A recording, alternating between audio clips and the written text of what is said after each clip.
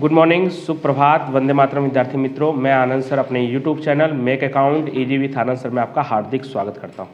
दोस्तों, account part 2 में part 2 debenture के हिसाब, उसमें लगभग मैंने 3 से 4 वीडियो अपलोड किया हुआ है और उस 3 से 4 वीडियो में डिबेंचर का अर्थ, डिबेंचर संबंधित महत्वपूर्ण मुद्दे, डिबेंचर के प्रकार, इस थियरी को समझा है। लेकिन इस चैप्टर में से थियरी और भी है जो आपको पूछी जा सकती है। मैं कोशिश करूंगा कि वो आपको स्क्रीन पर दिखाई दे। यस, तो इस चैप्टर में लगभग 8 से 9 थियरी है। आप देख सकेंगे डिबेंचर का अर्थ, ये तो 1 नंबर के लिए हो गया। उसके बाद डिबेंचर संबंधित महत्वपूर्ण मुद्दे, डिबेंचर के प्रकार, डिबेंचर निर्गमित करने की विधि, रोकड़ के अवेज के अलावा डिबेंचर निर्गमित, आनुषंगिक प्रतिभूति के रूप में डिबेंचर निर्गमित, उसके बाद डिबेंचर पर ब्याज, चढ़ा हुआ ब्याज और भुगतान पात्र ब्याज। उसमें 2 अलग अलग टॉपिक है, चढ़ा हुआ ब्याज और भुगतान पात्र ब्याज। डिबेंचर वापस करने के लिए रकम का प्रावधान, डिबेंचर वापस करने की विधियाँ, और उसके बाद शेयर और डिबेंचर के बीच अंतर, और 1-2 और टॉपिक है जो आपको स्क्रीन पर दिखाई दे रहा होगा। तो इन सभी टॉपिकों को किताब में से देखकर आप पढ़ लीजिएगा और याद कर लीजिएगा, क्योंकि इसमें से एक थियरी के रूप में आपको बोर्ड के एग्जाम में पूछा जाएगा। उसके बाद क्वेश्चन के बारे में मैंने आपको बताया हुआ है कि लगभग क्वेश्चन नंबर 15, 16, 17, 18, 15 नंबर जो क्वेश्चन है जिसमें 1 से लेकर 3 तक सवाल है, उसमें पहली, दूसरी और तीसरी शर्त का समावेश हो जाता है, तो उसका भी वीडियो अपलोड है। क्वेश्चन नंबर 16, 17, 18 उसमें शर्त नंबर 4, 5 और 6 का समावेश हो जाता है, और उसी से जुड़ा हुआ सेम टू सेम उदाहरण 12 जिसमें 3 प्रश्न है, उसके बाद 13, 14, 15, इतना लगभग पर्याप्त है आपके पार्ट 2 के लिए। फिर भी कुछ बच्चों का कमेंट था कि सर कुछ और क्वेश्चन करवाइए, और मुझे भी लगता है कि आपको कुछ एक्स्ट्रा सिखाने के लिए 1-2 क्वेश्चन में आपको और करवाऊँ।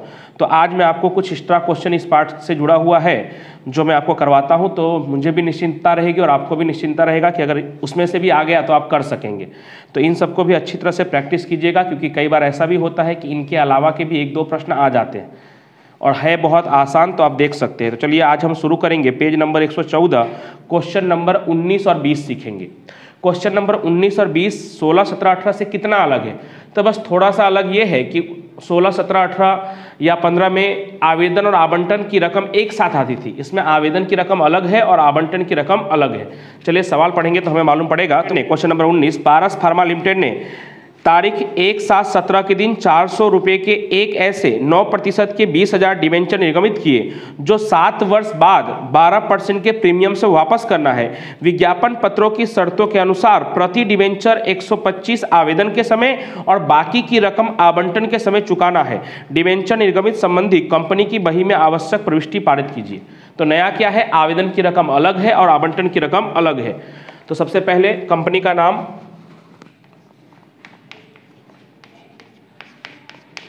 पारस फार्मा लिमिटेड की बही में रोज नामचा, फार्मा लिमिटेड के बही में रोज नामचा।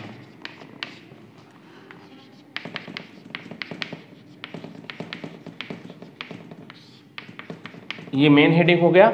अब हम पहचान लेते हैं कि हम प्रकाशित कैसे कर रहे हैं और वापस कैसे करने वाले हैं। तो हम प्रकाशित कैसे कर रहे हैं तो वो नहीं लिखा हुआ है, इसका मतलब मूल कीमत से हम प्रकाशित कर रहे हैं, और वापस करना है 12% प्रीमियम से, लिखा हुआ है, जो 7 वर्ष के बाद 12% प्रीमियम से वापस करना है। ठीक है। विज्ञापन पत्रों के शर्तों के अनुसार प्रति डिबेंचर 125 आवेदन के समय और बाकी रकम आवंटन के समय, यानी हमने मूल कीमत से प्रकाशित किया है और प्रीमियम से वापस करना है। तो इसकी मेन शर्त क्या है? मूल कीमत से प्रकाशित। ये लिख लेने से क्या है, बाद में हमें गणना करने में आसानी रहेगी। मूल कीमत से प्रकाशित और कितने % प्रीमियम से? तो 12% प्रीमियम से। तो मूल कीमत कितना है? 400 एक डिबेंचर का, तो 400 का 12% करेंगे तो कितना होगा? 48। तो मूल कीमत से प्रकाशित और 48 रुपये प्रीमियम से वापस, प्रीमियम से वापस। अब 400 रुपये का जो मूल कीमत है उसे 2 भागों में मंगवाया गया है, आवेदन और आवंटन। तो 400 रुपये में से आवेदन के समय कितना रुपया मंगवाया गया है? तो 400 रुपये में से आवेदन के समय मंगवाया गया है 125 रुपया प्रति डिबेंचर, एक डिबेंचर का, और कुल कितना है? तो कुल है 400। तो आवंटन के समय कितना मंगवाया गया होगा? तो 400 में से 125 आप माइनस कर दीजिए तो कितना होगा? 275। ठीक है, यानी 400 में से 125 आवेदन के समय मंगाया गया है, तो आवंटन के समय कितना ये लिखा नहीं है, लेकिन आप निकाल ही लेंगे कि 400 में से 125 आवेदन के समय है, तो आवंटन के समय कितना होगा? 275। और आपको सिर्फ डिबेंचर निर्गमित करने की प्रविष्टि लिखनी है, क्योंकि यहाँ डिबेंचर निर्गमित करने की भी 4 प्रविष्टि हो जाएगी, आवेदन वाला 2 और आवंटन वाला 2। तो घबराने की बात नहीं, जैसा रोजनामचा आपने सीखा हुआ है शुरुआत से वैसा ही करना है। पहला हमने क्या सीखा हुआ है रोजनामचा, बैंक खाता उधार डिबेंचर आवेदन और आवंटन खाते का, अभी भी वैसे ही रहेगा, बस आवेदन और आवंटन नहीं लिखना रहेगा, तब सिर्फ आवेदन खाते का, क्योंकि पहले हम आवेदन का करेंगे फिर आवंटन का करेंगे। तारीख दिया हुआ है 1/7/2017, तो सब में वही तारीख आएगी 1/7/2017। सब में इसलिए क्योंकि आज वापस करने का हमें नहीं लिखना है, सिर्फ निगमित करने का ही हम लिखने वाले हैं, और उसमें भी 4 क्यों आने वाला है, 2 आवेदन का और 2 आवंटन का। तो पहला रोजनामचा बैंक खाते उधार, बैंक खाते उधार डिबेंचर आवेदन और आवंटन खाते का, डिबेंचर आवेदन और आवंटन खाते का। कोशिश करेंगे तो आसानी से समझ में आ जाएगा आपको। बैंक खाता उधार डिबेंचर आवेदन और आवंटन खाते का। तो डिबेंचर की संख्या कितनी है, तो डिबेंचर की संख्या है 20,000। तो 20,000 गुणे आवेदन के समय कितना मंगवाया गया है, तो 125। तो 20,000 गुणे 125 कीजिए, 25 लाख, 25 लाख, 25 लाख। और फिर इसी आवेदन की रकम जो है, जैसे हम दूसरा वाला नेक्स्ट रोजनामचा क्या बोलते थे, आवेदन आवंटन खाता उधार अमुक प्रतिशत के डिबेंचर खाते का, बस वैसे ही, बस आवेदन आवंटन, सॉरी मैंने यहाँ लिख भी दिया है, सिर्फ आवेदन खाते रहेगा। जैसे ऐसा हम लिखते थे पहले आवेदन और आवंटन खाते का, उसकी जगह हमें सिर्फ क्या लिखना है, डिबेंचर आवेदन खाते का, बस यही नया है। चलिए अच्छा है, इसी बहाने आपको देखने को मिल गया कि दोनों में फर्क क्या है। पहले हम क्या लिखते थे, बैंक खाता उधार डिबेंचर आवेदन और आवंटन खाते का। आज आवेदन का रकम अलग है, आवंटन का रकम अलग है, तो हमें क्या लिखना है, बैंक खाता उधार डिबेंचर आवेदन खाते का सिर्फ। अब अगला वाला रोजनामचा 1/7/2017 को ही डिबेंचर आवेदन की रकम हम डिबेंचर खाते ले जाएंगे, तो क्या होगा, डिबेंचर आवेदन खाते उधार, वही सेम अमाउंट, डिबेंचर आवेदन खाते उधार और अमुक प्रतिशत, इस बार कितने % के डिबेंचर है, तो 9% के। तो डिबेंचर आवेदन खाते उधार 9% के डिबेंचर खाते का कितना, तो वही 25 लाख, 25 लाख। कंप्लीट हो गया, ये आवेदन का हो गया 2। इसी तरह से सेम टू सेम आवंटन के लिए, तो फिर से ऐसे ही तारीख 1/7/2017 क्या लिखा था हमने, बैंक खाता उधार डिबेंचर आवेदन खाते का। अब क्या लिखेंगे, बैंक खाता उधार डिबेंचर आवंटन खाते का, बैंक खाते उधार डिबेंचर आवंटन खाते का, डिबेंचर आवंटन खाते का कितना, तो उसी की तरह से 20,000 संख्या है, 20,000 गुणे आवंटन का कितना रुपया है, तो 275। कितना रुपया है, 275। तो कितना होगा, 55 लाख, 55 लाख।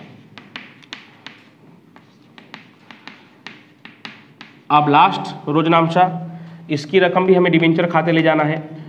तो 1/7/2017 डिबेंचर आवंटन खाते उधार, डिबेंचर आवंटन खाते उधार 55 लाख। हाँ, यहाँ पे थोड़ा सा काम आपका बढ़ जाएगा। तो कैसे बढ़ जाएगा, तो जैसे आपके पहले के बी वाले रोजनामचा में काम बढ़ता था, वो काम यहाँ पे अभी करना रहेगा आपको। पहले के बी वाले रोजनामचा क्या काम करना रहता था कि हम प्रकाशित कैसे कर रहे हैं ये भी देखना होता था, और हम वापस कैसे कर रहे हैं ये भी देखना होता था। तो हम अभी प्रकाशित कैसे कर रहे हैं, तो मूल कीमत से, तो उसका कोई टेंशन नहीं। वापस कैसे कर रहे हैं, तो हम किससे वापस कर रहे हैं, प्रीमियम से। वो भी कितने रुपए प्रीमियम से, तो 48 रुपये, 12% लिखा था, तो 400 का 12% हमने कर लिया है। कितना रुपया, 48 रुपये प्रीमियम से वापस कर रहे हैं। मतलब भविष्य में हमें क्या होने वाला है, नुकसान होने वाला है, और उस नुकसान को हम क्या कहेंगे, डिबेंचर शोधन नुकसान। कई लोग उसे डिबेंचर निर्गमित करते समय हुआ नुकसान भी लिखते हैं, तो आप वैसा भी लिख सकते हो, डिबेंचर शोधन नुकसान खाता उधार। कितना नुकसान होने वाला है, तो 20,000 डिबेंचर पर 48 रुपये के हिसाब से 20,000 गुणे 48, 9,60,000 रुपये का नुकसान होने वाला है। उसके बाद जैसे इसमें लिखा है 9% के डिबेंचर खाते का, 9% के डिबेंचर खाते का, और सेम टू सेम वैसे ही डिबेंचर वापसी प्रीमियम खाते का। तो आपको मालूम ही है, डिबेंचर वापसी प्रीमियम में जितना ऊपर उधार किया है आपने शोधन नुकसान, उतना ही यहाँ पे जमा होगा डिबेंचर वापसी प्रीमियम खाते का। तो डिबेंचर वापसी प्रीमियम खाते का कितना, 9,60,000 तो अपने आप बाकी का जो डिफरेंस का रकम है ये 55 लाख वो डिबेंचर के रकम में आ जाएगा। तो मुझे नहीं लग रहा है कि आपको इतना कठिन लगा होगा।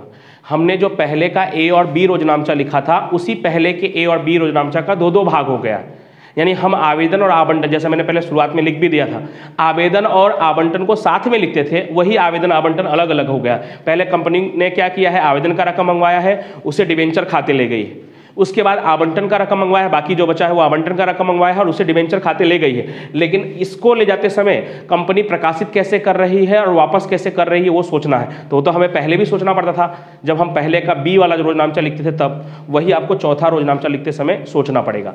चलिए एक सवाल ऐसा ही सेम टू सेम अभी आप और देखेंगे तो आपको एकदम अच्छे से आ जाएगा। तो क्वेश्चन नंबर 20 देखते हैं, उसी पेज पर है, पेज नंबर 114 पर।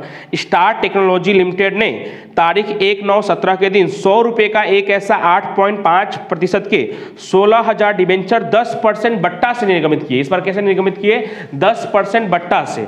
आगे 6 वर्ष बाद सभी डिबेंचर 8% के प्रीमियम से वापस करना है। रकम निम्नानुसार चुकानी थी, आवेदन के समय 60 और आवंटन के समय डिबेंचर की बाकी रकम। डिबेंचर निर्गमित करने संबंधित कंपनी की बही में आवश्यक प्रविष्टि लिखिए। तो सबसे पहले तो स्टार लिमिटेड की बही में रोजनामचा, स्टार लिमिटेड के बही में रोजनामचा,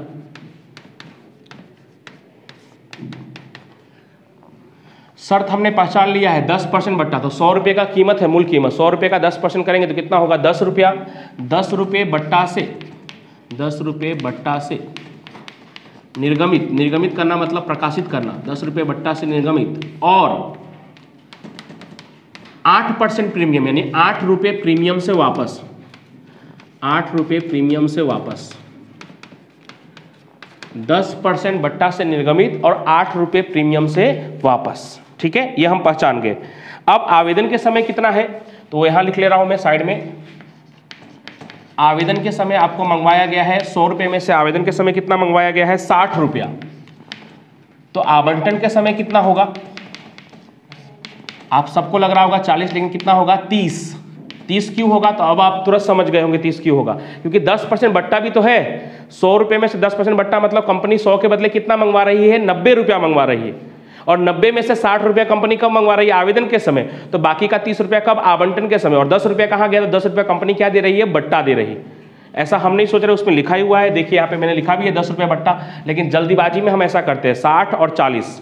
तो 60 और 40 जब 100 मंगवा ही लेगी कंपनी तो फिर बट्टा किस बात का, तो ये भी आपको थोड़ा ध्यान रखना है। तो चलिए अब ये सब कुछ कैलकुलेट हो गया, और डिबेंचर की संख्या कितनी है तो वो भी हम लिख देते हैं। तो डिबेंचर की संख्या है 16,000, तो वो भी यहाँ पे लिख देंगे, तो बार बार हमें किताब में देखना नहीं पड़ेगा। 16,000 डिबेंचर है, और कितने परसेंट के डिबेंचर है, तो ये डिबेंचर है 8.5% के, 8.5% के। चलिए तो सबसे पहले तारीख कौन सी है, तो 20वें में तारीख है आपकी 1/9/2017, 1/9/2017। पहले क्या होगा, आवेदन का रकम मिलेगा, जस्ट यहाँ पे रोजनामचा लिखा है, बस वैसे ही सेम टू सेम। बैंक खाता उधार डिबेंचर आवेदन खाते का, जो हम पहले बोला करते थे, बैंक खाता उधार डिबेंचर आवेदन और आवंटन खाते का। फिर कई बच्चों का प्रश्न होता है, सर हमें कैसे मालूम पड़ेगा, आवेदन आवंटन की रकम साथ में रहेगी तो कोई दिक्कत नहीं, तब एक साथ में लिखना है। अलग अलग रहेगा तो फिर आपको अलग अलग लिखना है। तो बैंक खाते उधार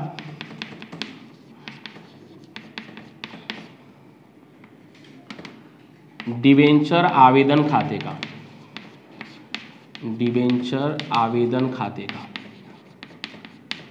कितना, तो डिबेंचर की संख्या है 16,000 और आवेदन का कितना रुपया है, 60 रुपया, 9,60,000, 9,60,000। अब आप थोड़ा थोड़ा अच्छे से समझ में आने लगा होगा। पहली बार जब आपने सवाल देखा होगा थोड़ा अजीब लगा होगा, लेकिन अब उन सवालों से तो ये अच्छा है। अब डिबेंचर आवेदन खाते उधार और कितने परसेंट के, तो 8.5% के डिबेंचर खाते का। ये क्या कर रहे हैं हम, आवेदन की रकम डिबेंचर खाते ले जा रहे हैं। तो डिबेंचर आवेदन खाते उधार पहले भी हम करते थे, जो यहाँ जमा होता था वही यहाँ पे उधार करते थे। डिबेंचर आवेदन खाते उधार और कितने प्रतिशत वाले, तो 8.5% के डिबेंचर खाते का। यहाँ पे तो कोई कैलकुलेशन भी नहीं है, वही सेम अमाउंट लिखना है। कितना, तो 9,60,000, 9,60,000। चलिए उसके बाद फिर से यही तारीख, अब क्या मंगवाने वाले हैं हम, तो अब हम डिबेंचर आवंटन की रकम मिलने वाला है हमें, तो क्या रोजनामचा होगा, जैसे इसमें लिखा है वैसे ही बैंक खाता उधार डिबेंचर आवेदन की जगह क्या बोलना होगा, आवंटन खाते का, उसका रकम वगैरह भी सब हमने लिख कर रखा ही है। तो बैंक खाते उधार डिबेंचर आवंटन खाते का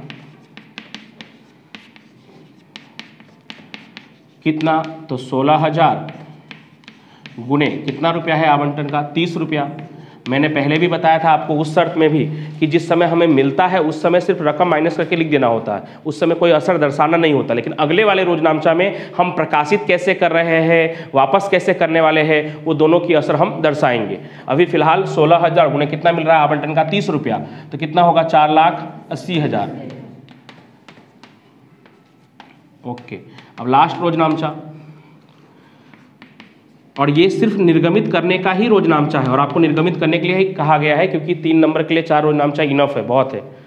अब डिबेंचर आवंटन खाता उधार,